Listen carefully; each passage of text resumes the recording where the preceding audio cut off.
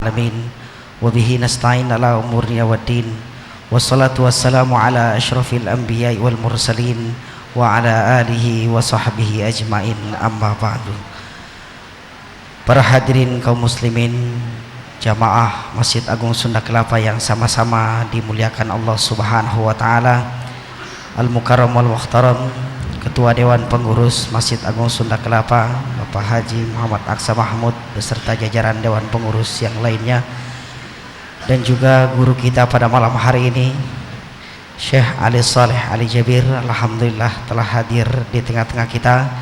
Dan juga untuk para jamaah sekalian yang dimuliakan Allah Subhanahu wa taala, dan juga para pendengar setia radio MSK 1530 AM yang dirahmati Allah Subhanahu wa taala. Para jamaah, para hadirin yang dimuliakan Allah Subhanahu wa taala. Pada malam hari ini walaupun hujan telah mengguyuri kota kita tercinta, tidak mengurangi istiqomah kita untuk selalu berjamaah dan juga mengikuti kegiatan rutin kita yang pada malam hari ini kegiatan yaitu pengajian ba'da maghrib. Insyaallah materi kita pada malam hari ini Stadia Al-Quran yang insyaallah akan langsung disampaikan oleh Syekh Ali Saleh Ali Jabir. Untuk itu para hadirin, para jamaah sekalian, marilah sama-sama kita awali dan kita buka pengajian kita dengan sama-sama diawali pembacaan suratul Fatihah. Semoga dengan sama-sama kita membaca suratul Fatihah, pengajian kita diridhai Allah Subhanahu wa taala dan seluruh hajat kita diijabah, serta apa yang kita mohon Allah pun mengabulkannya. Dan juga ada permohonan dari jamaah sekalian, mohon kesembuhan atau mohon doa dari para jamaah sekalian untuk kesembuhan saudara Syifa yang sedang sakit, semoga Allah Subhanahu wa taala menyembuhkannya. Dan juga untuk kita pun yang memiliki saudara yang sedang sakit dan juga atau kita yang sedang mengalami kekurangan daripada jasmani kita, marilah sama-sama kita mohon kepada Allah Subhanahu wa taala. Ala hadini wa kullu niyatin salihah ila hadratin Nabi Mustafa Rasulullah sallallahu alaihi wasallam. Al-Fatihah. A'udzubillahi minasyaitonir rajim. Bismillahirrahmanirrahim. Alhamdulillahirabbil alamin arrahmanir rahim maliki yaumiddin. Iyyaka na'budu wa iyyaka nasta'in ihdinas siratal mustaqim siratal ladzina an'amta 'alaihim ghairil maghdubi 'alaihim waladdallin. Amin. Amin amin ya rabbal alamin. Para jamaah sekalian, sebelum kita sama-sama mendengarkan materi kita pada malam hari ini yang disampaikan oleh guru kita, kami mengingatkan kembali ada satu pengumuman dapat kami informasikan. Masjid Agung Sunda Kelapa mengundang kepada para jamaah sekalian untuk dapat hadir dalam acara iktikaf rutin bulanan yang insyaallah pada bulan Oktober ini akan diselenggarakan pada hari Sabtu dan Ahad, yaitu pada tanggal 6 dan 7 Oktober 2012. Acara iktikaf insyaallah akan dimulai pada pukul 21.00 sampai dengan selesai acara kuliah duha pada Ahad paginya. Adapun untuk penceramah itikaf yang pertama insyaallah akan diisi oleh Al-Ustadz Fadlan Garamatan, dan yang kedua Al-Ustadz Haji Yusuf Mansur, serta untuk Imam Qiyamul Lail kembali akan dipimpin oleh Syekh Muhammad Saleh Jabir, dan insyaallah untuk penceramah duha pada Ahad paginya akan diisi oleh Syekh Ali Saleh Ali Jabir. Demikian informasi yang dapat kami sampaikan, dan selanjutnya marilah sama-sama kita kembali melanjutkan kajian kita Stadia Al-Quran yang langsung akan disampaikan oleh Syekh Ali Saleh Ali Jabir. Kepadanya dipersilakan.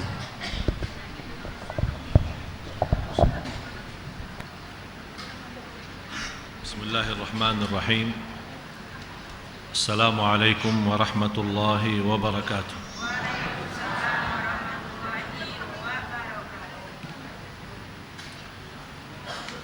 إن الحمد لله نحمده ونستعينه ونستغفره ونعوذ بالله من شرور أنفسنا ومن سيئات أعمالنا من يهده الله فلا مضل له ومن يضلل فلا هادي له وأشهد أن لا إله إلا الله وحده لا شريك له وأشهد أن سيدنا ونبينا محمدا عبد الله ورسوله.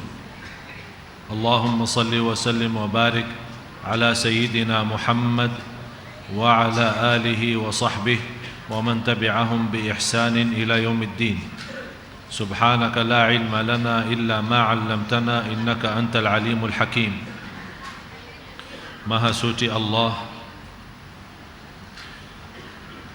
saya tidak mempunyai ilmu apa-apa, hanya saja apa yang diberikan oleh Allah Subhanahu wa ta'ala. Segala sesuatu yang kita miliki sesungguhnya milik Allah. Oleh karena itu jangan anda sedih atas kehilangan dan kekurangan sesuatu, karena semuanya dari Allah dan kembali kepada Allah Subhanahu wa ta'ala.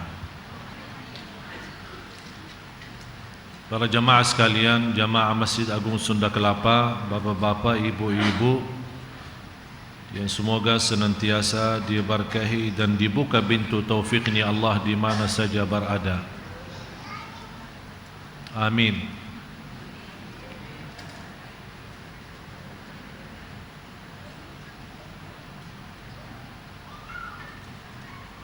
Jamaah sekalian yang dimuliakan Allah Subhanahu wa ta'ala,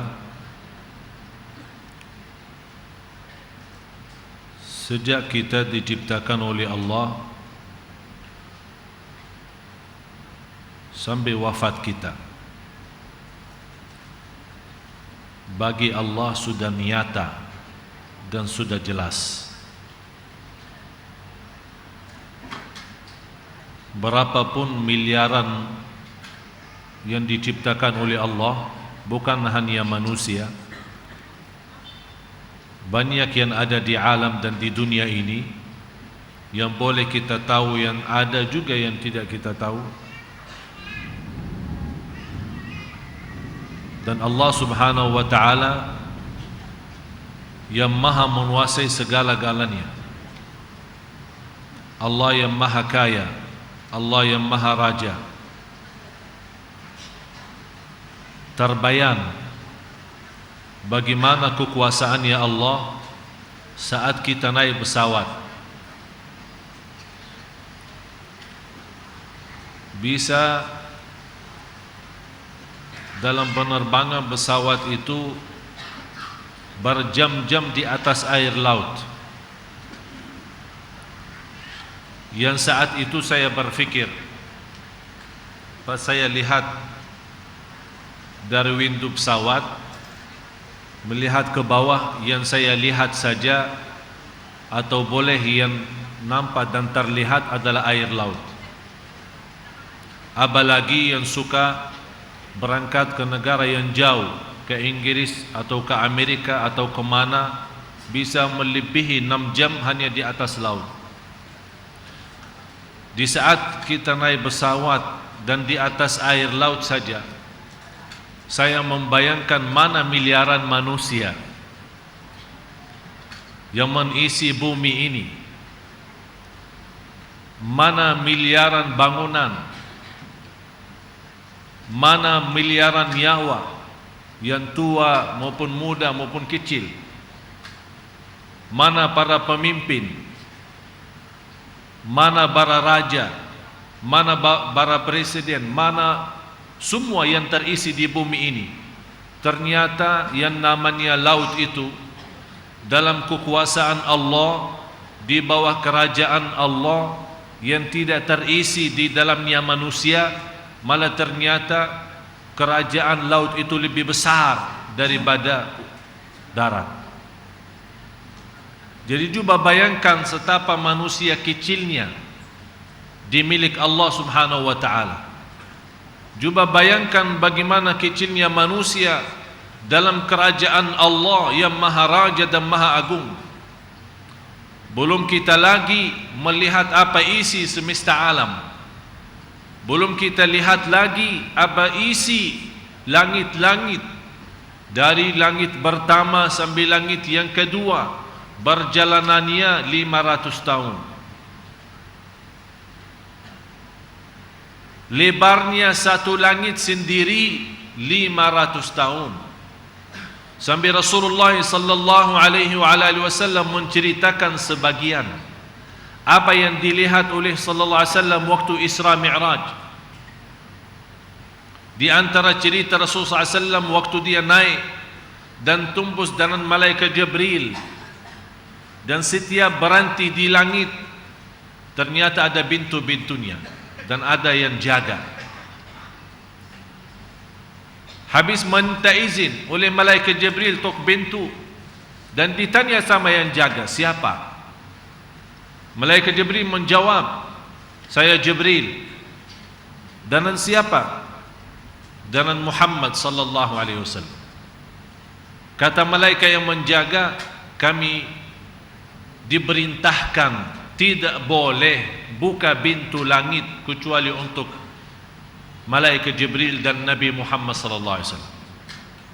Dibuka langit yang pertama dan dilihat oleh Rasulullah SAW hal-hal yang dahsyat. Apa yang dilihat oleh Rasulullah SAW bukan hanya berjumpa dan bertemu dengan para Nabi dan Rasul, terutama Nabi kita, Nabi ayah kita, semua keturunannya, Nabi Adam alaihi salam. Sampai kata Rasulullah SAW, saya melihat Nabi Adam alaihi salam setingginya melebihi 70 meter. Setingginya Nabi Adam 70 meter ya. Jadi berapa jamaah Sunda Kelapa kira-kira? Setingginya 70 meter. Dan kalau dia lihat ke sebelah kanannya, senyum dan bangga, senang. Dan kalau dia lihat ke sebelah kirinya, nangis. Heran Nabi Muhammad SAW bertanya kepada malaikat Jibril, kenapa ayahku kalau dia lihat ke kanan senang dan senyum, kalau dia lihat ke kiri dia nangis? Kata malaikat Jibril, yang dilihat sebelah kanannya adalah keturunan Nabi Adam ahli surga, dan begitu dia melihat keturunannya yang masuk surga mesti senang dan bangga. Tapi begitu dia lihat keturunannya yang sebelah kiri ternyata yang dihukumkan masuk neraka, Nabi Adam alaihissalam sedih dan nangis. Mudah-mudahan kita termasuk orang yang dilihat oleh Nabi Adam yang di sebelah kanan, bukan yang di sebelah kiri. Dan kata Rasulullah SAW, di situ di langit saya melihat dengan dahsyatnya dan kekuasaan makhluk Allah, miliaran malaikat. Rasul hanya menceritakan malaikat yang mengisi langit. Uttatis sama wa hukka laha an ta'id, kata Rasulullah SAW. Artinya apa? Hampir langit itu mau jatuh, karena langit itu terberdiri tanpa tiang yang kita lihat. Apa yang disandarkan dan menahan langit tidak jatuh, malah terisi, kata Rasulullah SAW, saking banyak malaikatnya. Kata Rasulullah SAW, saya khawatir langit itu akan jatuh. Tidak ada tempat sujud, tidak ada tempat sujud untuk menaruh kepala untuk sujud, pasti ada malaikat di situ. Jadi kita sujud di sini, mau lewat saja ada malaikat lagi, mau lewat ada malaikat lagi, mau lewat ada malaikat lagi. Di antaranya yang sibuk bertasbih, di antaranya yang sibuk bertahlil, yang sibuk tahmid, yang sibuk takbir, yang sibuk istighfar, yang sibuk salawat kepada Nabi Muhammad sallallahu alaihi wasallam, dan yang sibuk memuji Allah Subhanahu wa taala. Ada yang juga sejak diciptakan sampai habis dunia ini dia dalam keadaan sujud ribuan tahun, tidak ada yang tahu berapa tahunnya dia hanya dalam keadaan sujud untuk memuji Allah Subhanahu wa taala. Naik lagi ke langit yang kedua, ternyata sama. Langit yang ketiga sama.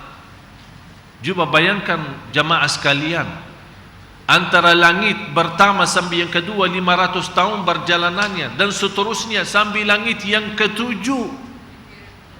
Begitu ketemu di langit yang ketujuh ada Al-Baitul Ma'mur. Bersisnya Al-Baitul Ma'mur di atas Al-Ka'bah yang ada di bumi. Di situ kata Rasulullah SAW, saya melihat ribuan malaikat yang bertawaf. Sekali tawaf 70.000 malaikat. 70.000 malaikat kata Rasulullah SAW. Malaikat yang lain menunggu gilirannya kapan dia sempat tawaf di Al-Baitul Ma'mur. Dan Nabi Ibrahim alaihissalam bersandar di Baitul Ma'mur itu. Dan posisi ulama menjelaskan posisi Al-Baitul Ma'mur persis di atas Ka'bah yang ada di bumi. Oleh karena itu tidak ada bandara di Makkah. Ini salah satu alasan. Bukan karena kondisi Makkah gunung, tapi alasannya tidak ada pesawat bisa tembus di atas Al-Ka'bah. Karena ada sebuah ikatan antara Ka'bah sama Al-Baitul Ma'mur yang ada di atas. Begitu Rasulullah melihat ribuan malaikat, malaikat Jibril memberikan yang lebih dahsyat, biar Nabi Muhammad SAW tahu dan umatnya tahu berita itu. Ya Rasulullah, engkau melihat yang 70.000 malaikat ini yang tawaf, sekali tawaf dia berhenti, kemudian memberikan kesempatan kepada malaikat yang lain untuk bertawaf. 70.000 malaikat yang baru yang sudah tawaf pertama tidak sempat tawaf lagi, menunggu gilirannya sampai hari kiamat.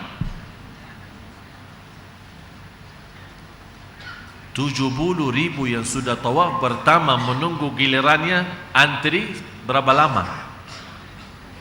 Kita capek kalau antri menunggu urusan-urusan, apalagi kalau masuk bank ya. Mau store uang aja sudah capek. Malah kita minta tolong, teman tolong dia berdiri, kita mah gantian giliran. Cuba bayangkan malaikat berdiri menunggu gilirannya supaya bisa tawaf sampai hari kiamat, tidak sempat tawaf lagi yang sudah tawaf.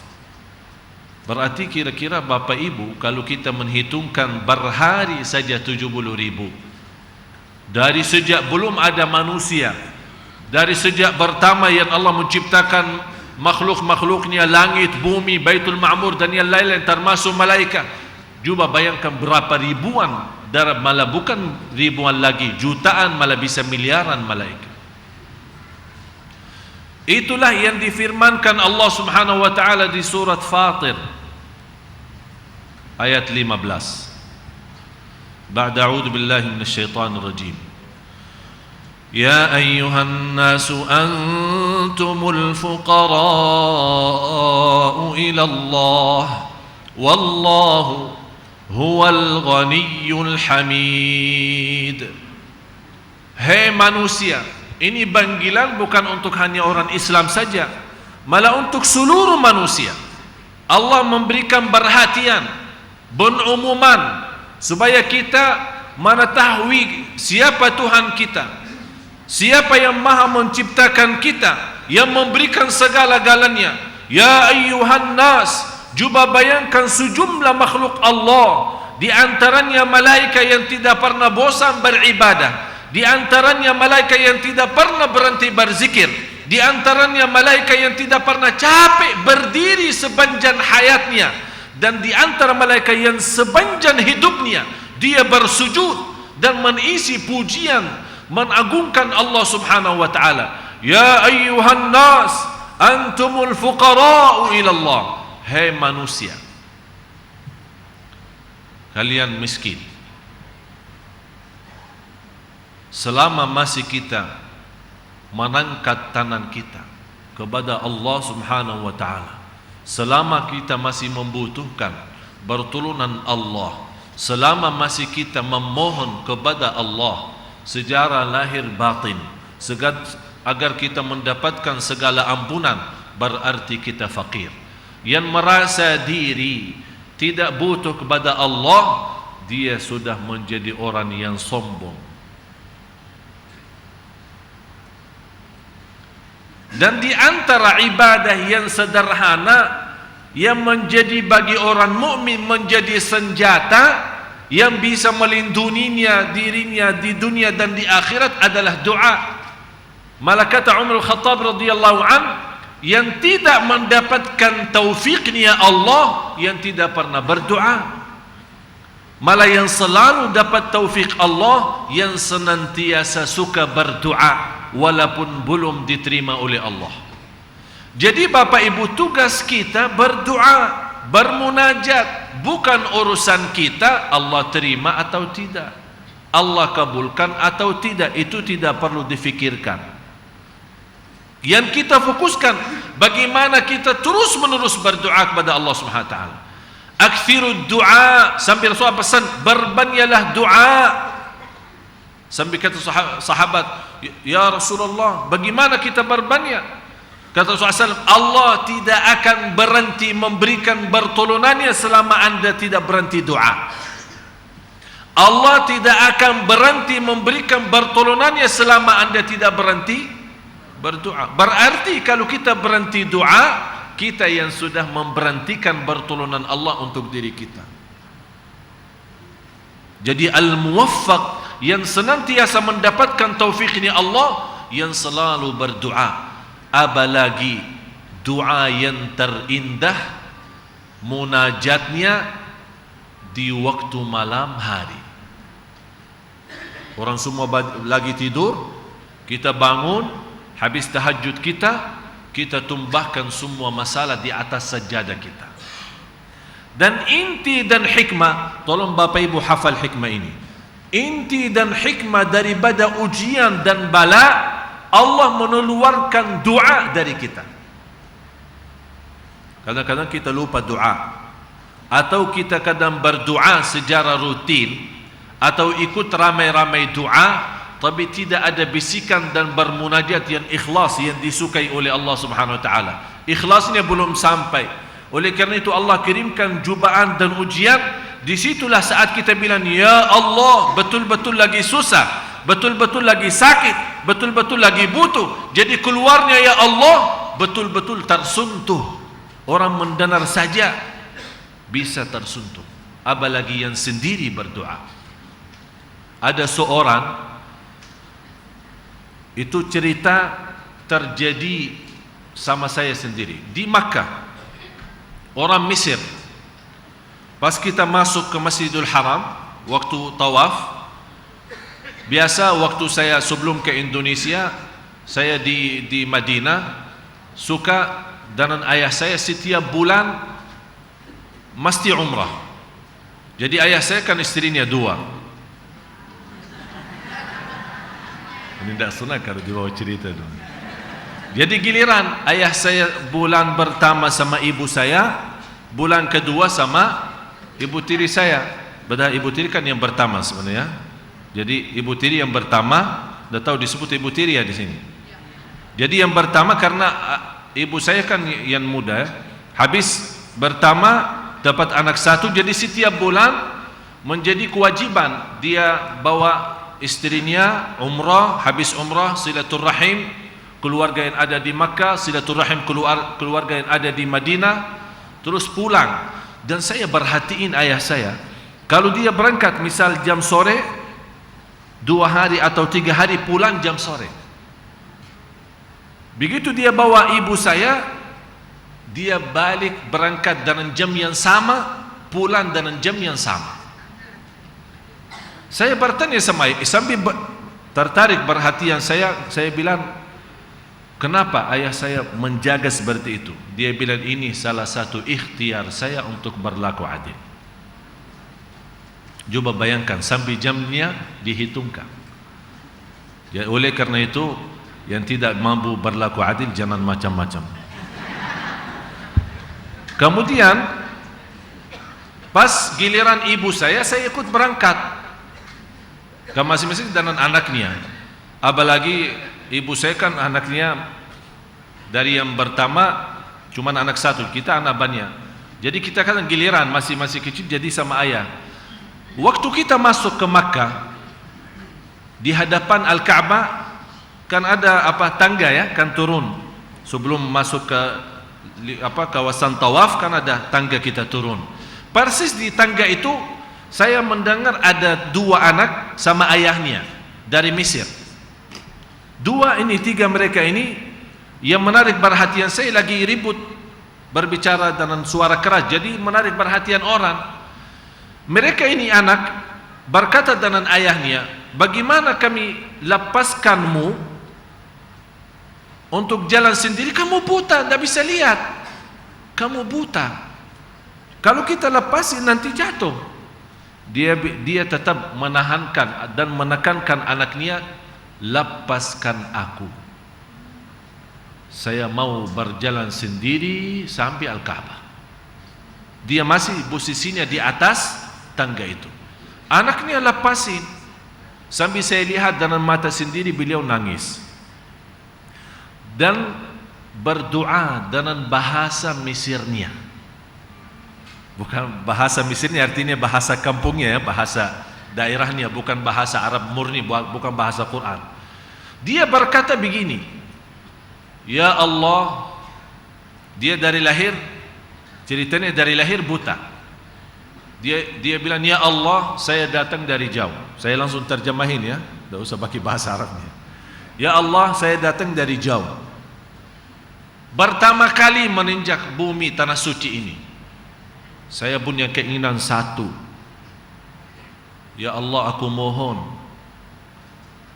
kalau memang Allah berduli sebagai hamba Allah, saya mohon sekali saja kasih saya sehat supaya bisa melihat Ka'bah. Habis itu silahkan ambil lagi, biar buta lagi. Umurnya 70 tahun. Apa yang terjadi jemaah? Itu peristiwa terjadi persis di depan mata dan anaknya ada di bawah tangga. Beliau belum menurunkan tangannya, sungguh subhanallah sambil nangis, berteriak Allahu Akbar, labbaik Allahumma labbaik, labbaik la syarika laka labbaik, innal hamda wan ni'mata laka wal mulk la syarika lak. Dan dia berkata, indahnya Al-Ka'bah, bisa melihat indahnya Al-Ka'bah. Dia berkata seperti itu, ternyata indah Al-Ka'bah. Dan anaknya kaget semua, nangis, ayah saya bisa lihat, emang bisa lihat Ka'bah. Dan dia berjalan sendiri sampai Al-Ka'bah, mencium Al-Hajarul Aswad. Dan di saat itu memang ramainya luar biasa. Saya ikutin di belakang dia, subhanallah, ya luar biasa dahsyat. Beliau jalan, para manusia itu tergeser sendiri, sepertinya mereka buka jalan, seperti ada orang raja datang. Atau biasanya kalau raja datang dikawal kan, ada polisi dibuka. Ini tidak pakai polisi, tapi manusia minggir sambil masuk Hajarul Aswad dan cium, dan kemudian tawaf. Orang yang masih hidup bapak ibu.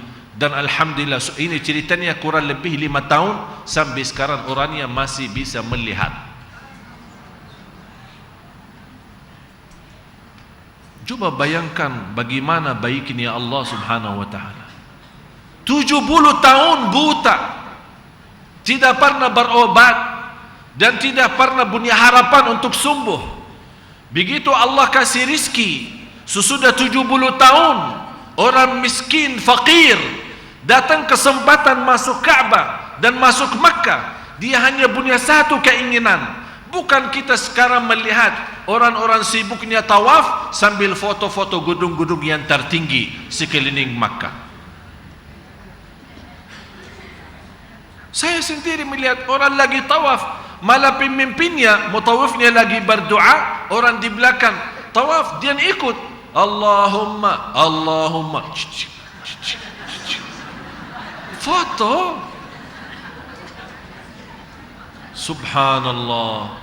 Ternyata fantas negara Indonesia yang terbesar jamaah haji, yang terbesar jamaah umrah, kalau begini umrahnya, ya fantas tidak akan berhenti korupsi, tidak akan berhenti kacau negeri ini. Padahal kita kesempatan berangkat dari sini membawa segala dosa dan kotoran, balik dari sana seperti anak yang baru lahir, bersih dan suci. Ya ayyuhan nas antumul fuqara.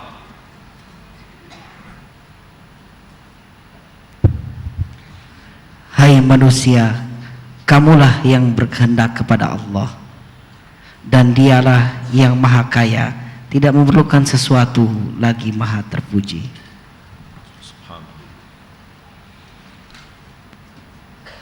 Yang saya lihat jamaah yang hadir, bapak ibu, kalau tidak salah 90% yang ada di masjid ini aslinya orang Islam. Faham gak? Hah? Bukan 100%, berarti salah faham maksud saya. Maksud saya, di antaranya ada yang muallaf. Betul kan? Artinya muallaf, ada yang baru 2 tahun, ada yang barangkali 10 tahun, ada yang 20 tahun, tapi yang lahir Islam dan sampai sekarang masih Islam, mudah-mudahan sampai akhir hayat Islam iman 90%. Betul enggak? Coba kira-kira angkat dari lahirnya Islam sampai sekarang, angkat tangan. Ya, kurang lebih 90%, 99,9.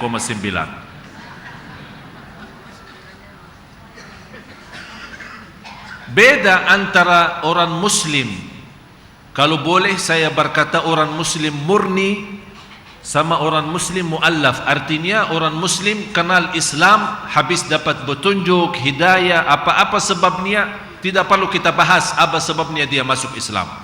Walaupun seluruh turunan Nabi Adam memang lahir atas Islam iman, tapi berubah sebabnya pendidikan orang tua.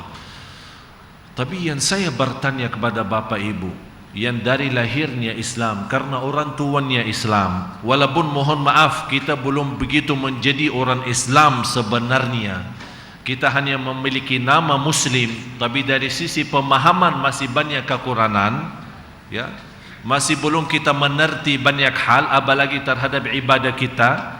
Malah saya banyak kenal orang-orang begitu sudah tua mulai belajar Islam, bagus, alhamdulillah, ketika ada kemauan belajar, ya, walaupun sudah mendekati kematian boleh belajar, karena belajar itu tidak ada waktu tertentu.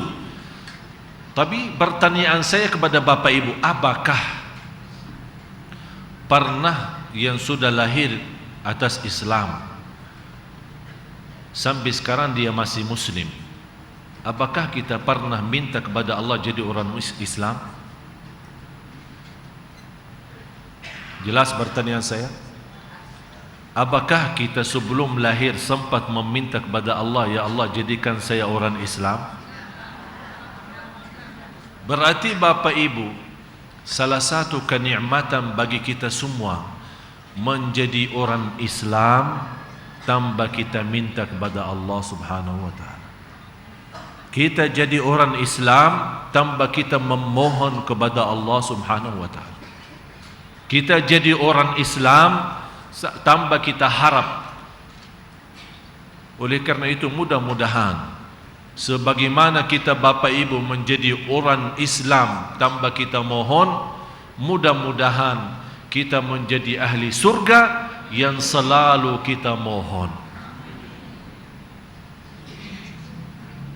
Kalau kita jadi orang Islam tanpa kita mohon kepada Allah, dilahirkan atas Islam iman, dan sampai sekarang Islam iman, semoga sampai akhir hayat, mudah-mudahan kita yang selalu memohon surga, Allah berikan.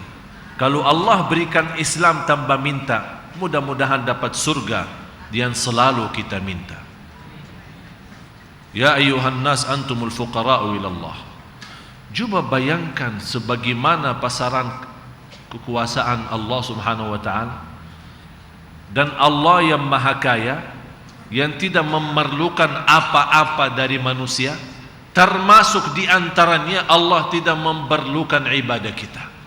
Coba bayangkan Bapak Ibu, kalau Allah marah, Allah murka terhadap setiap manusia berlaku dosa, berarti tidak ada manusia yang mampu hidup di bumi. Tapi karena Allah maha sabar, begitu manusia berlaku dosa, Allah masih memberikan kesempatan supaya segera bertaubat. Malah keindahan kasih sayangnya Allah, saat manusia anak Adam berlaku dosa, Allah perintahkan malaikat yang menulis dosa dan maksiat, jangan tulis dulu, sabar. Barangkali dia sadar segera beristighfar, taubatan, tidak jadi tertulis dosa itu. Tapi tetap dia melalaikan, dan tetap dia malah merasa bangga karena berlaku dosa dan maksiat. Malah dia bangga dan senang karena memiliki banyak pacar cewek. Malah dia senang dan bangga dan bisa menawarkan teman-temannya dalam pilihan bermacam-macam maksiat dan dosa. itulah baru Allah perintahkan malaikat, ini sudah kelewatan, tuliskanlah dosanya dan maksiat. Oleh karena itu Bapak Ibu, seandainya kalau di antara kita yang punya dosa dan maksiat, terang-terangan maupun sembunyi, jangan sekali-kali Anda merasa bangga karena dosa itu. Hati-hati. Selama Anda masih ada rasa takut, selama Anda masih ada rasa malu, ditahu sama orang, terbuka ceritanya, selama Anda masih ada rasa takut dan harap bisa segera taubatan nasuha, masih dalam ampunan Allah. Tapi yang tidak mendapatkan ampunan Allah, orang yang selalu dia mau berlaku dosa maksiat, malah dia bangga dan senang telah berlaku dosa maksiat. Malah dia bukan hanya segitu saja, dia mampu dan berani menceritakan ke orang lain apa yang telah dia lakukan malam hari. Na'udzubillah.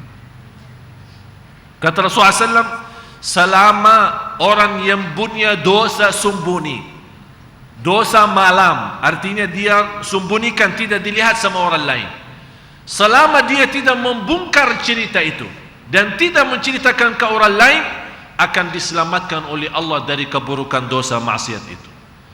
Tapi selama dia menceritakan ke orang lain, Allah tidak akan ampuni dosa itu. Oleh karena itu hati-hati Bapak Ibu. Selalu Anda rasa, bukan saat dosa dan maksiat, latihkan diri, biasakan diri, terutama saat kita rasa nyesal, saat kita rasa ketinggalan salat malam, ketinggalan witir, ketinggalan baca Quran, ketinggalan segala amal salih yang kita sudah biasa, seperti Isnin Kamis dan amal-amal salih yang lain. Biasakan diri Anda punya rasa nyesal dan sedih karena ketinggalan taat itu.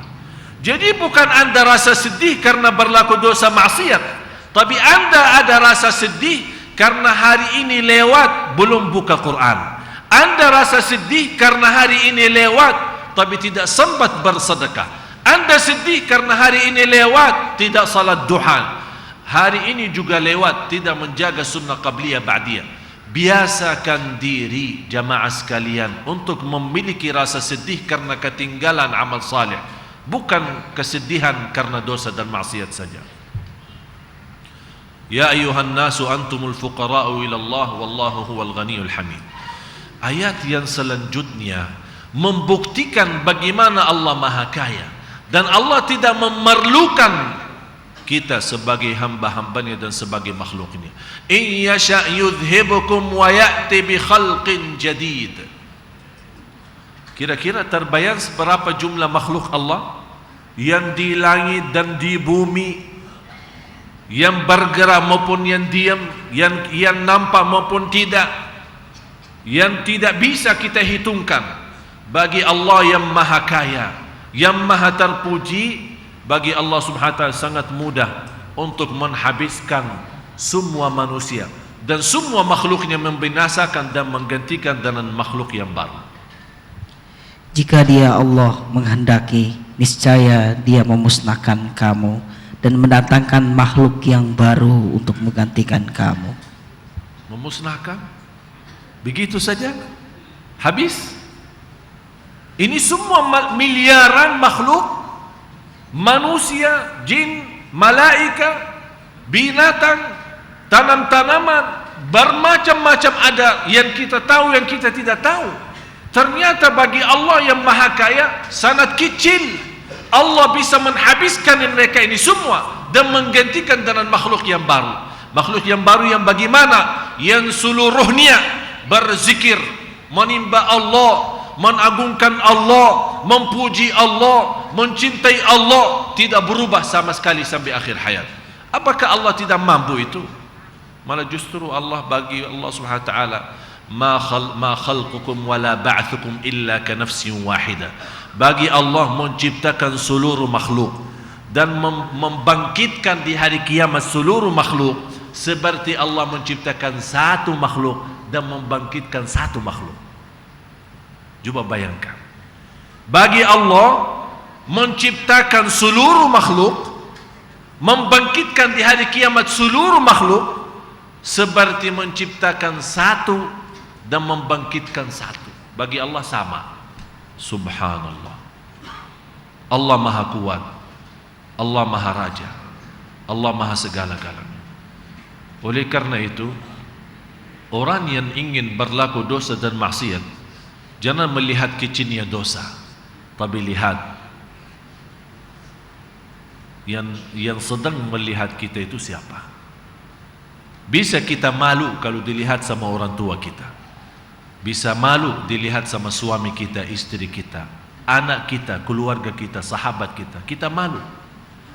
Malah begitu ada seorang melihat kita di tempat dosa maksiat, kita malu.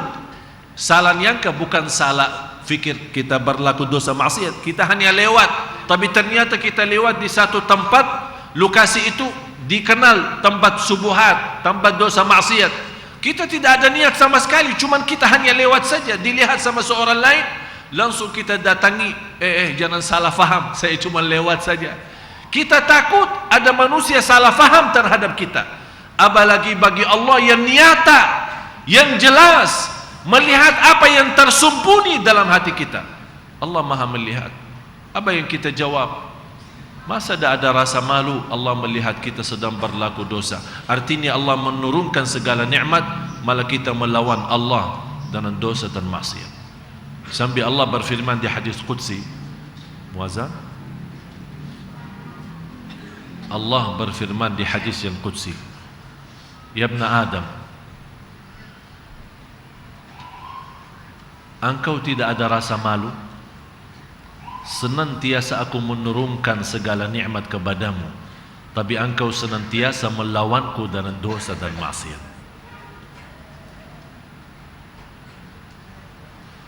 Astaghfirullah.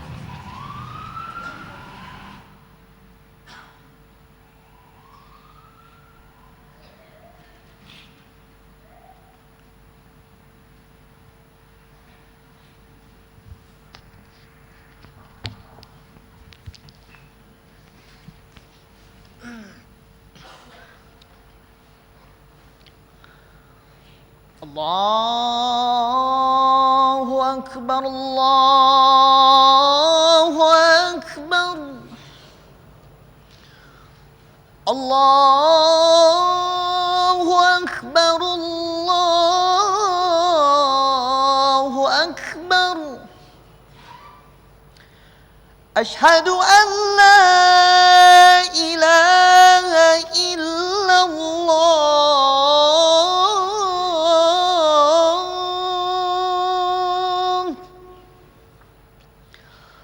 أشهد أن لا إله إلا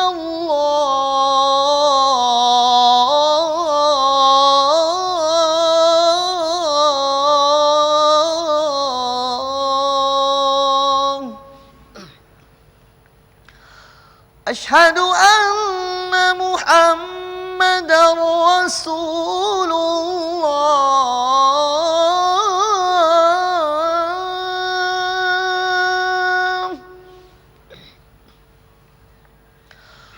أشهد أن محمدا رسول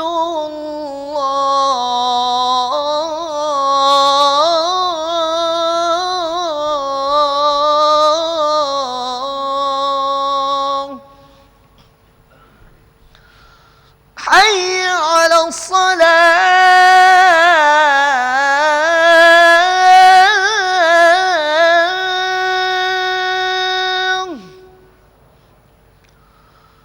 حي على الصلاة.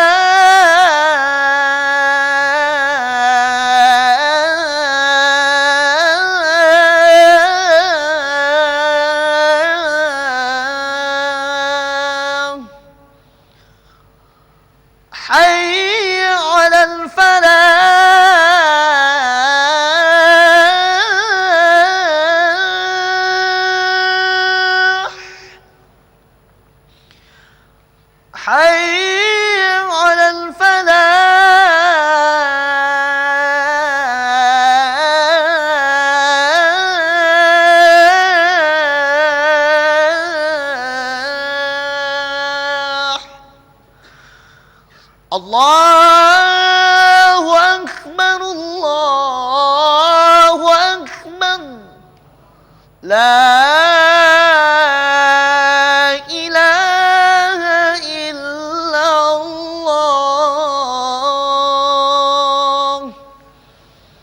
La ilaha illallah Muhammadur Rasulullah sallallahu alaihi wasallam. Allahumma rabb hadhihi ad-da'wati at-tammah was-salati al-qa'imah آت سيدنا محمدا الوسيلة والفضيلة والشرف والدرجة العالية الرفيعة وبعثهم مقاما محمودا الذي وعدته إنك لا تخلف الميعاد.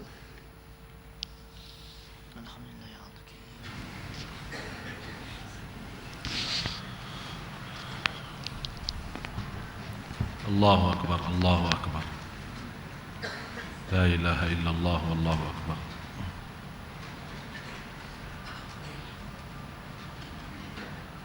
Masih ingat apa yang saya sampaikan tadi? Jadi inti dan hikmah daripada cubaan dan ujian adalah untuk kita berdoa. Allah mau dengar bisikan doa. Allah paling senang, suka. Kenapa Allah suka doa pas ada cubaan dan ujian? Karena memang doa di saat itu keluarnya benar. Sampai kita merasa sudah putus asa, sudah kita berikhtiar ke sana sini, ternyata seluruh manusia menutupi jalur dan pintu. Kita betul-betul sudah pasrah lahir batin, tidak ada jalan lain. Kita bermunajat kepada Allah dalam keadaan betul-betul lagi butuh. Jadi orang itu bukan hanya saat senang, dia saat senang berdoa, tapi saatnya dia susah doanya luar biasa. Tapi yang na'udzubillah, orang yang saat senang tidak pernah berdoa, malah saat susah malah mati rasa ya. Tahu mati rasa? Faham mati rasa? Tidak ada rasa, mati rasa. Sampai pernah saya berjumpa sama seorang, dia lagi diuji Allah. Saya bilang, Pak, jalan keluarnya satu, doa. Jangan putus doa. Dia bilang, saya lagi senang saja doa tidak diterima, apalagi lagi susah. Saya bilang, inilah namanya mati rasa. Allah sengaja memberikan cubaan dan ujian untuk kita mendapat ampunan, untuk kita bisa melatih diri ikhlas. Coba saat Bapak Ibu, saat mohon maaf orang-orang minta sama kita di jalan di mana-mana, kira-kira ada yang pernah minta sama kita, Pak, kasih sedekah ya. Kalau tidak mau kasih ya terserah. Kira-kira ada enggak begitu? Kalau kita melihat ada orang seperti itu, apa yang kita miskin sombong lagi. Tapi apa? Karena dia merasa diri lagi butuh.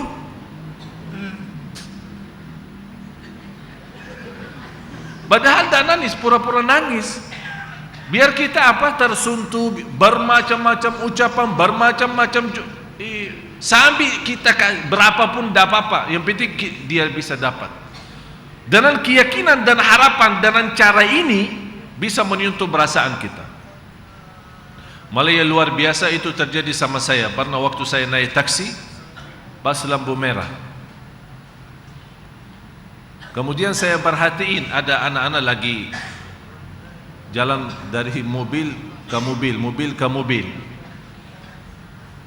Terus di sebelah mobil saya ada satu, di sebelah taksi ada satu mobil, anak itu berdiri di situ. Terus dia megang ada satu apalah bahasa Indonesia tidak faham saya. Hah? Keterikan ya. Terus tok-tok sambil nyanyi ya lagu-lagu Indonesia.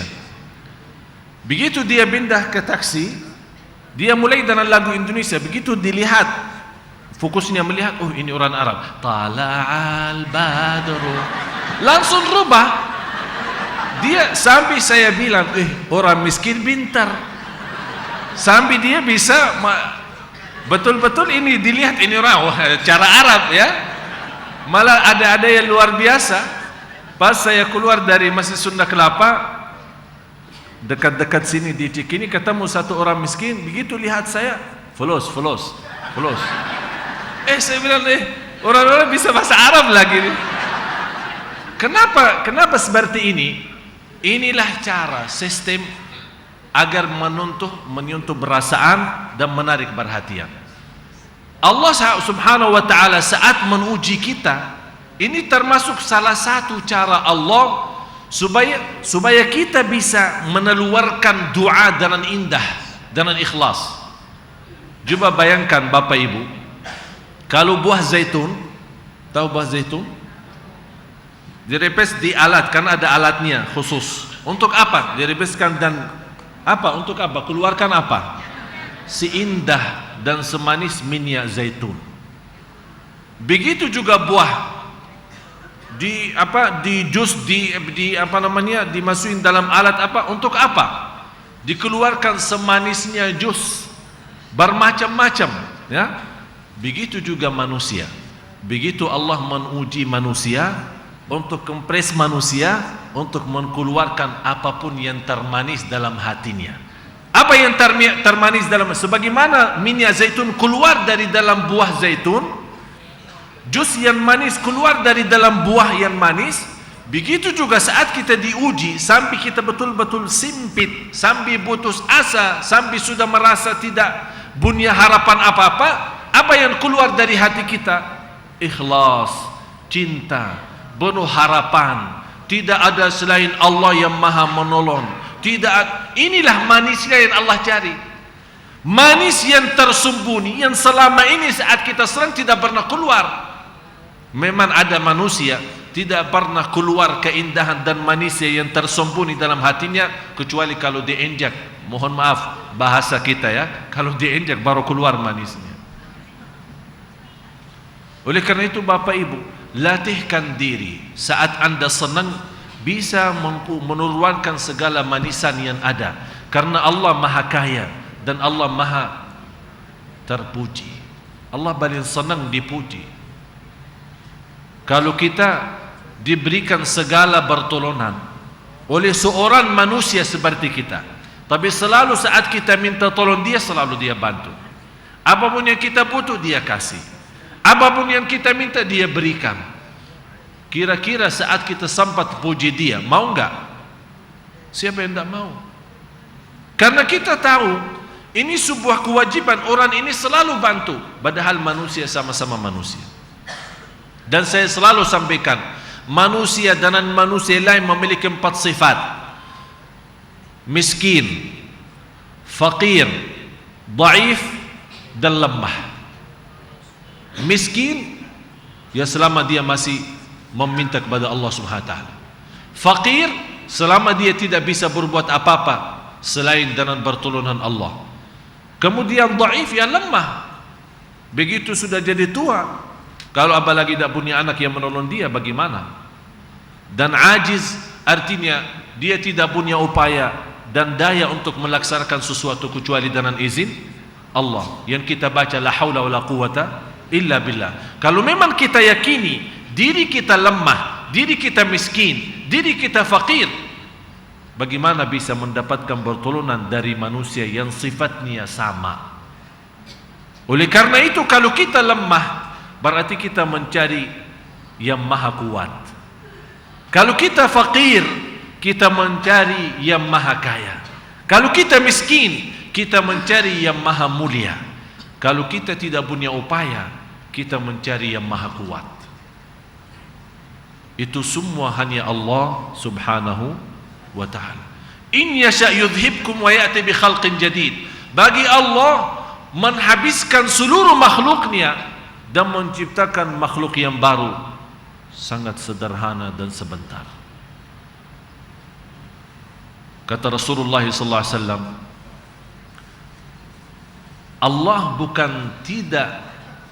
Allah tidak benci dosa maksiat, tapi Allah suka istighfar kita.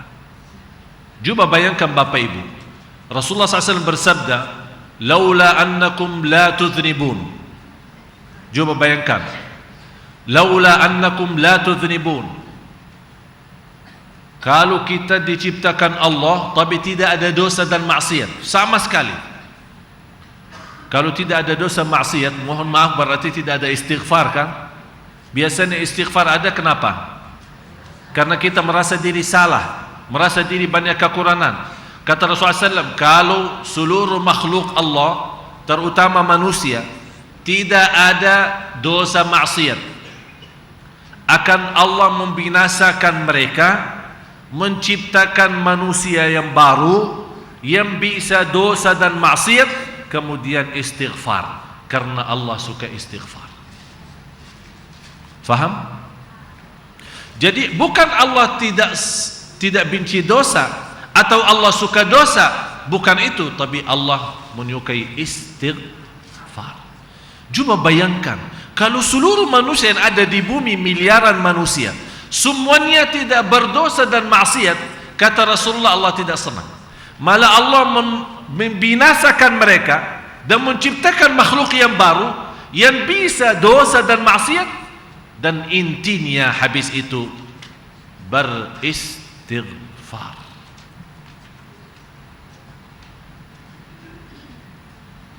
Terus ini ayat. Oleh karena itu jamaah sekalian, harus kita selalu melihat kebesaran Allah Subhanahu wa taala, bukan melihat dosa itu besar atau kecil. Kita malu kalau terhitung kita bangun subuh tapi belum termasuk orang yang sudah salat malam. Kita malu terhitung kita orang-orang yang sudah bangun subuh dalam keadaan sehat walafiat, tapi ternyata tidak menutupi malamnya dengan salat witir. Kita malu kalau kita melihat seorang yang bangun salat subuh, malah ternyata lewat waktu salat subuhnya dia pesankan alarm untuk bangun jam kerja, tapi dia tidak mempesankan alarmnya untuk bangun salat subuh. Berarti dia lebih memperdulikan kerjaannya daripada memperdulikan salat subuhnya. Malah guru saya di Madinah memfatwakan, orang yang sengaja mempesankan alarm untuk jam kerja, artinya jam 7, berarti sudah dia ada niat tidak bangun salat subuh. Dia sudah berlaku satu hal yang mengkafirkan dan keluar dia dari Islam. Bayangkan, guru saya menfatwakan, ada fatwa dari guru saya dari Madinah, orang yang sengaja pesan alarm di jam kerja bukan jam salat, berarti sudah ada niat menetap dari sebelum tidur tidak salat subuh, kemudian dia bangun salat waktu jam 7 atau jam 8 untuk hanya kerja, berarti dia tidak memperdulikan salat, dia berdulikan kerjaannya. Kata guru saya, dia sudah kafir, keluar dari Islam.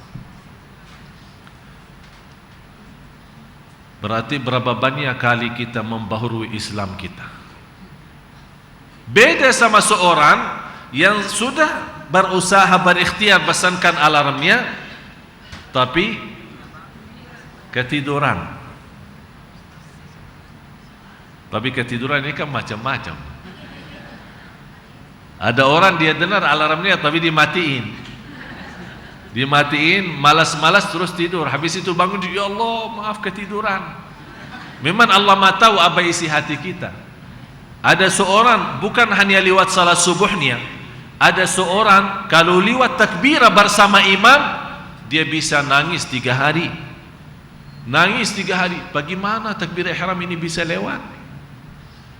Mohon maaf kalau kita mungkin salat lewat saja, biasa aja, malah ketawa. Ada seorang ibu waktu meninggal dunia umurnya 80 sekian, tetangga saya di Madinah. Subhanallah, ibu itu tidak pernah tidur malam kecuali baca surat Tabarak. Suaminya cerita sama saya,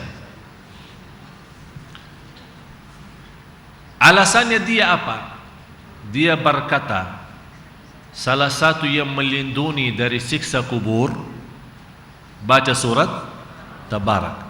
Saya takut setiap malam tidur bisa jadi malam itu terakhir bagi saya di dunia, masuk di alam kubur, belum membawa berlindungan surat Tabarak. Dari sebelum nikah suaminya menceritakan itu menjadi sebuah kebiasaan sampai umurnya 80-an. Apa yang terjadi? Pas dikuburkan, diantar jenazahnya ke kuburan, kuburnya sendiri keluar harumnya, harum kalau kita bilang bahasa Arab warad, bunga ya, harum bunga keluar dari kuburannya. Sampai sekian lama habis dikuburkan, biasa apalagi di Baqi'.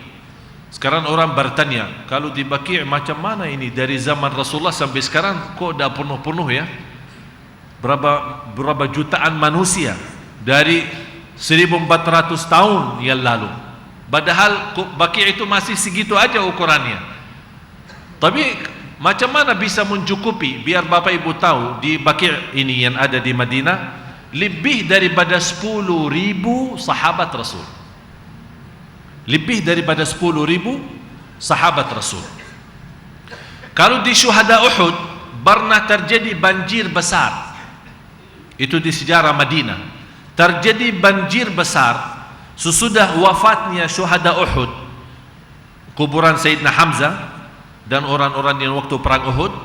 Ada banjir besar terjadi di kota Madinah sampai air turun dari gunung Uhud, terbongkar semua kuburan syuhada Uhud. Sejak mereka dikuburkan 400 tahun. Sesudah mereka dikuburkan sudah berapa lama? 400 tahun terbongkar semua kuburan syuhada Uhud. Sampai terlihat badan-badan sahabat. Yang ini ada ceritanya dalam sejarah Madinah. Ada satu buku namanya Sejarah Madinah. Apapun yang terjadi di zaman jahiliyah sebelum Rasul dan sesudah Rasul, sampai yang menulis buku itu, semua cerita-cerita yang terjadi di masa itu selama di kota Madinah. Di antaranya cerita banjir itu yang terbesar. Yang indah, kuburan syuhada Uhud yang sudah 400 tahun dikuburkan, begitu terbongkar dan dikuburkan lagi, badan mereka masih hangat. Malah bekas darah-darah mereka karena meninggal syahid masih juga hangat, dan sepertinya badan mereka masih utuh, padahal mereka sudah 400 tahun. Jadi cerita di Al-Baqi', yang pengurus Al-Baqi' itu salah satu kenalan kita, dia menceritakan beberapa sekian lama yang sudah dikuburkan kita bongkar. Kita bongkar orang yang ada di kubur, kita bongkar, kita pindahin. Kalau dia yang terisi memang masih utuh badannya, dibiarkan. Tapi yang sudah menjadi tulang hancur, kita kumpulkan semua tulang-tulang itu menjadi di dalam satu kuburan. Terkumpul semua isinya hanya tulang-tulang. Di antaranya cerita si ibu itu. Begitu mereka mau bongkar kuburannya, belum gali, belum banyak, belum masuk ke dalam, mereka mencium baunya atau harumnya bunga. Sampai habis itu puluhan tahun yang telah dikuburkan. Begitu ditanya sama keluarganya, memang ternyata kebiasaan ibu itu membaca surat Tabarak setiap malam mau sebelum tidur. Berarti Bapak Ibu, dari tanda-tanda yang kita lihat, dari amalan dan ayat-ayat ini, bagaimana kita sangat membutuhkan segala sesuatu dari Allah. Apa itu sesuatu itu, lahir maupun batin, dunia maupun akhirat. Apalagi di zaman-zaman ini yang banyak fitnahnya, banyak godaannya, kita sangat membutuhkan bagaimana supaya kita mendapatkan pertolongan Allah di setiap waktu dan setiap saat. Apalagi di ujung hayat kita, apalagi di akhir hayat kita, apalagi di hari kiamat. Inilah amalan-amalan yang sederhana. Istiqamah baca surat Tabarak, istiqamah jaga witir, istiqamah jaga salat duha, istiqamah bersedekah, jangan berhenti berdoa, jangan berhenti berzikir, jangan berhenti membaca kitabullah setiap hari walaupun satu ayat. Dan ini insya Allah yang menjadi tema khutbah saya besok. Khutbah saya Jumat besok ini, besok Khamis, lusa Jumat. Saya membawakan khutbah yang bertema Al-Quran temanku. Al-Quran temanku. Bagaimana kita bisa menjadikan Al-Quran sebagai teman? Kapan saatnya kita bisa menjadikan Al-Quran? Saya tidak bilang 24 jam, tapi saya bisa mengharapkan bisa kita memegang Al-Quran paling tidak seperti kita megang BlackBerry. Itu paling tidak. Itu istilahnya Quran temanku. Yang saya herankan, kalau kita keluar rumah, saya berkali-kali terjadi sama saya dan teman-teman, begitu sudah berjalan jauh, oh maaf balik. Kenapa? Ada yang tertinggal. Apa? HP. Tapi kira-kira kapan Bapak Ibu ada saatnya kita bisa berjalan jauh, sudah jauh dari rumah kita, balik. Terus apa? Ada yang tertinggal. Apa? Quranku.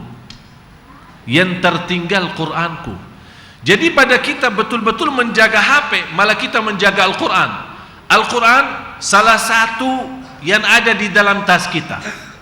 Kemana kita pergi, bukan ada surat penting yang kita punya, bukan hanya KTP, bukan hanya ATM, bukan hanya pulsa, bukan hanya vouchernya, bukan hanya apapun yang kita butuhkan sehari-hari, tapi di antaranya yang kita selalu membawa adalah Al-Quran. Itulah cara jadikan Al-Quran sebagai temanku.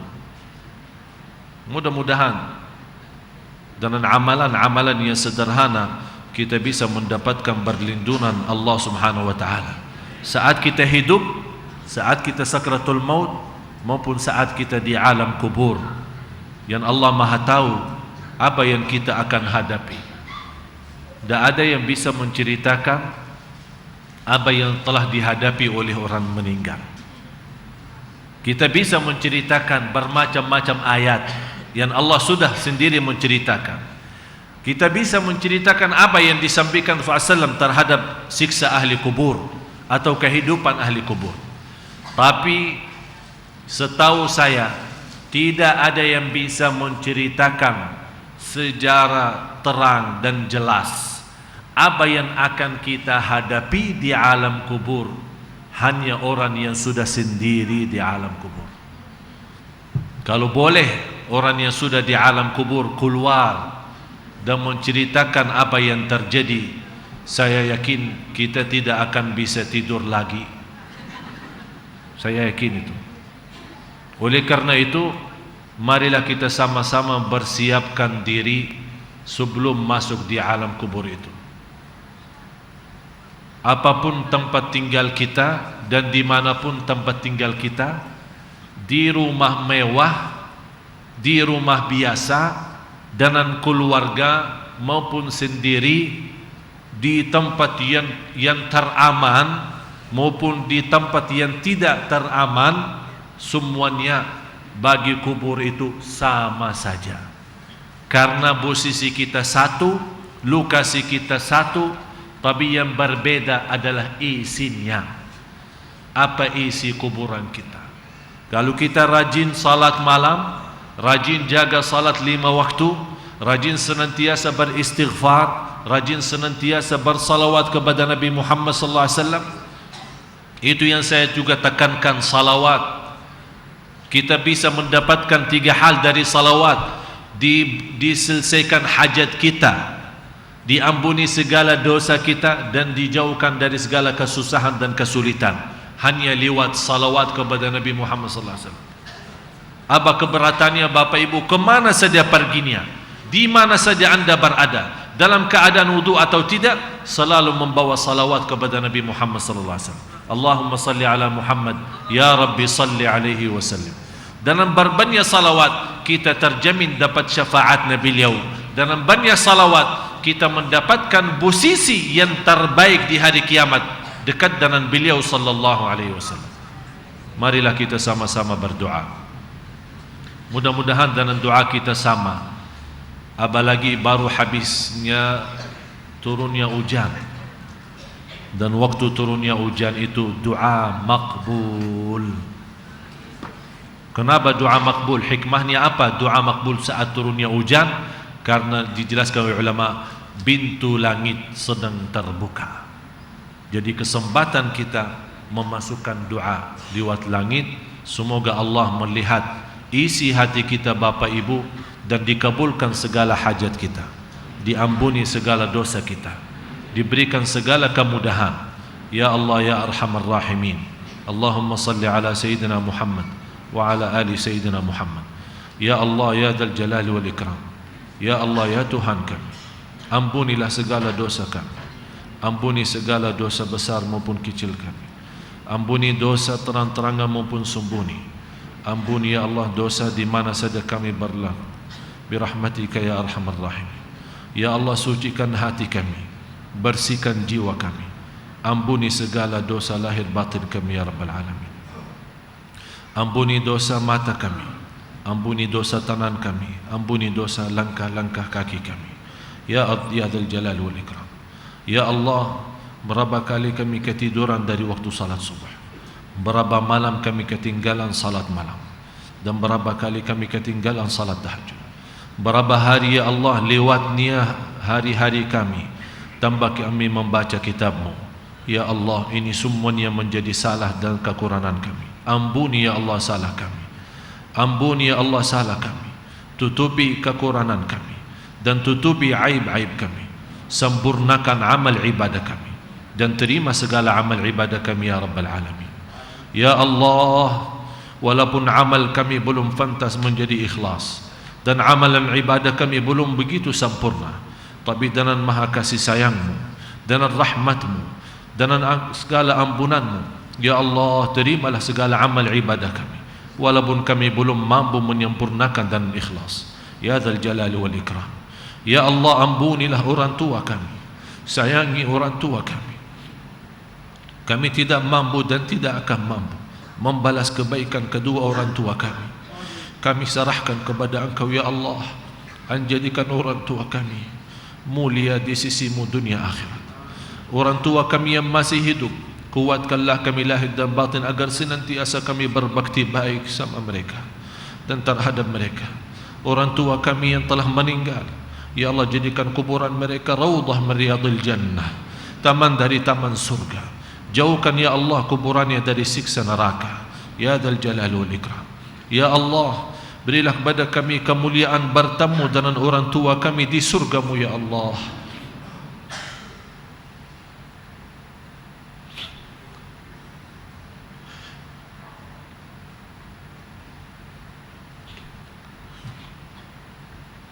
Ya Allah, muliakan kami, berikan kepada kami kemuliaan, kemudahan bertemu dengan orang tua kami di surga-Mu ya Allah, bersama Nabi Muhammad sallallahu alaihi wasallam. Ya Allah, kuatkanlah kami lahir dan batin agar kami istiqamah membaca kitab-Mu, agar senantiasa setiap hari dan setiap saat kami mendapatkan berkat dan cahaya Al-Quran ya Allah, yang menyinari kehidupan kami, yang memimpin kehidupan kami, supaya kami selamat dunia akhirat ya Rabbal Alamin. Ya Allah, lindunilah suami dan istri kami, rumah tangga kami ya Allah, agar kami memiliki rumah tangga istiqamah, sakinah, mawaddah, rahmah. Istiqamah ya Allah, rumah tangga kami bersatu dalam taqwa dan iman sampai akhir hayat. Pelihara anak dan cucu kami ya Allah menjadi anak dan cucu salih-salihah dan istiqamah atas taat kepada-Mu. Anak dan cucu kami yang senantiasa berturut dan taat, yang senantiasa mengikuti dan menturuti orang tuanya ya Rabbal Alamin. Ya Arhamar Rahimin. Karena kami khawatir anak dan cucu kami tergoda dari fitnah dunia, dari fitnah harta, dari fitnah segala-galanya dalam lingkungan kami. Ya Allah, kami mohon ya Allah, Engkau maha kaya, Engkau maha terpuji, Engkau maha segala-galanya. Rahmatilah kami dan pimpinlah kami, karena sungguh kami senantiasa hamba-Mu hamba-Mu yang tidak bisa melepaskan diri dari hendak-Mu. Ya Allah, la haula wa la quwwata illa billah. Kami tidak punya upaya dan tidak punya daya untuk berlaku apa-apa, hanya dengan izin-Mu ya Allah. Ya Allah, murahkan rizki kami, berikan kepada Bapa Ibu jemaah Sunda Kelapa ya Allah segala kemudahan. Di antara Bapa Ibu yang sakit, sembuhkan penyakitnya, sehatkan badannya. Di antara Bapa Ibu ya Allah yang berhutang, lunaskan hutangnya. Ya Allah, di antara Bapa Ibu yang memiliki persoalan, bermasalahan di rumah tangga ya Allah, di malam ini yang saatnya turun hujan ya Allah, selesaikan segala masalahnya dan penuhi segala hajatnya, hajat lahir, hajat batin. Ya Allah, aku mohon untuk Bapa Ibu, tidak ada yang keluar dari Masjid Agung Sunda Kelapa malam ini sampai terhapus segala dosanya. Ya Allah, aku mohon untuk Bapa Ibu, tidak ada yang keluar dari Masjid Agung Sunda Kelapa malam ini sampai membawa masing-masing ridha Allah ya Rabbal Alamin. Ridha-Mu ya Allah, ridha-Mu ya Allah. Karena ridha-Mu ya Allah kami mendapatkan segalanya dunia akhirat ya Arhamar Rahimin. Ya Arhamar Rahimin, ampuni saudara kami muslimin, muslimat, mukminin, mukminat yang hidup maupun yang telah wafat. Ya Allah, selamatkan ya Allah jamaah kami, jamaah Sunda Kelapa, jamaah semua negara Indonesia, jamaah haji.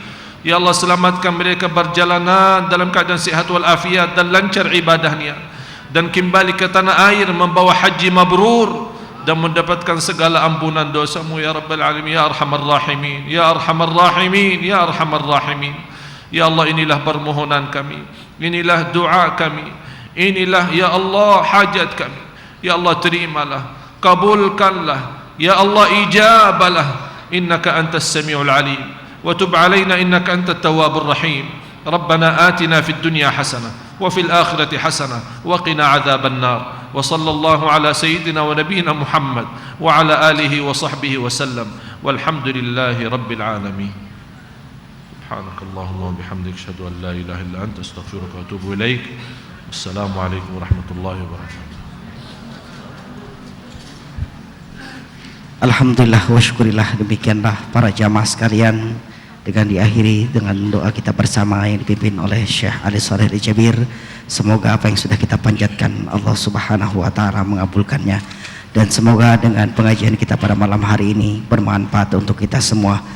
Untuk itu marilah sama-sama kita akhiri majelis kita dengan sama-sama membaca alhamdulillah, alhamdulillahirabbil alamin. Wassalamualaikum warahmatullahi wabarakatuh.